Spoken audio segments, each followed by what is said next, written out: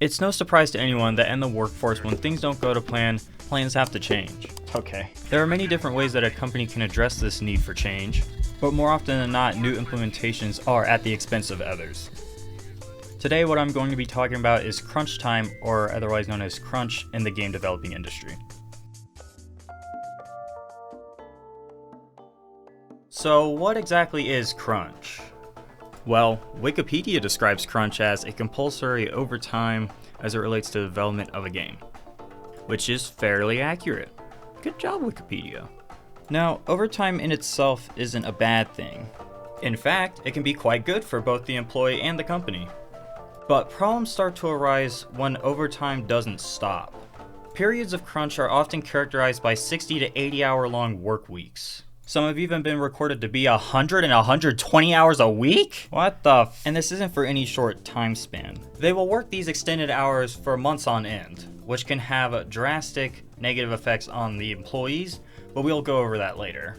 It's not all bad though, right? I mean, at least you're getting paid, right? Oh no. Well, sometimes that's not the case. Salaries are often manipulated so that employees don't earn too much more money, or you just get no money from working overtime at all. So why do game developers put up with this? Well, there is one simple reason. There is an overabundance of people wanting to develop games.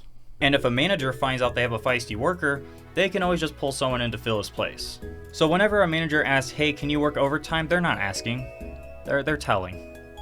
So why does this happen? Why is there a need for this poor management and unrealistic deadlines? Now you might be asking yourself, well, why don't they just push it back? If they release the game a day later, what's the big deal?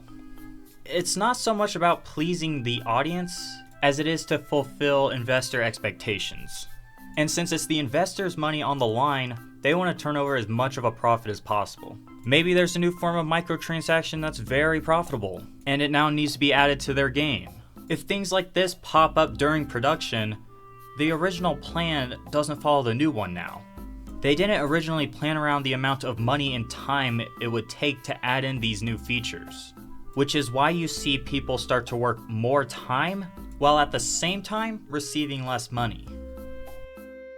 So now that we understand why crunch happens, how does crunch affect employees on a mental and physical level? Let's start with physical. Since game developing in itself isn't physically demanding, the physical effects come more down to what you aren't doing, primarily sleeping and healthy eating. From studies conducted by the International Game Developing Association, it was found that employees that worked more than 55 hours per week were at a higher risk of developing insomnia compared to those that just worked 35 to 40. And when you're already losing sleep to your work, you also don't want to lose it to insomnia as well. The dietary aspect of this argument isn't that well researched, as it's very person-to-person basis, but I'd imagine it's harder to find a time to eat when you are working 11 to 15 hours a day. Outside of these two consequences, there isn't really much else to talk about in terms of physical effects. Moving on to the mental consequences, however, is where it gets a lot more juicy. Once again, coming from the International Game Developers Association, it was found that employees that worked longer hours in these high stress and anxiety-filled environments were 2.5 times more likely to develop depression than employees just working full-time. On top of this, the aforementioned stress increased chances of coronary heart disease and stroke. They were also found to have higher rates of ADHD, OCD, and anxiety. Even if we were to ignore these statistics and just focus on the quality of the game, it wouldn't get much better. Working twice the hours on half the sleep doesn't exactly spell thorough. As a result, games that use crunch to further its production were found to have more bugs and defects than games that did not. But I feel like that's pretty obvious. It's like trying to finish all your homework in one night only to wake up and realize it's all wrong the next morning. So is there anything that we as gamers can do to help this issue? As it stands, not really. It's squarely on the investors and the management of that company. I more or less just wanted to put this information out there and to make people aware of what's happening. It's not as prevalent as it used to be, but to say it's completely gone would be not true. But companies are taking good steps to get to where they need to be.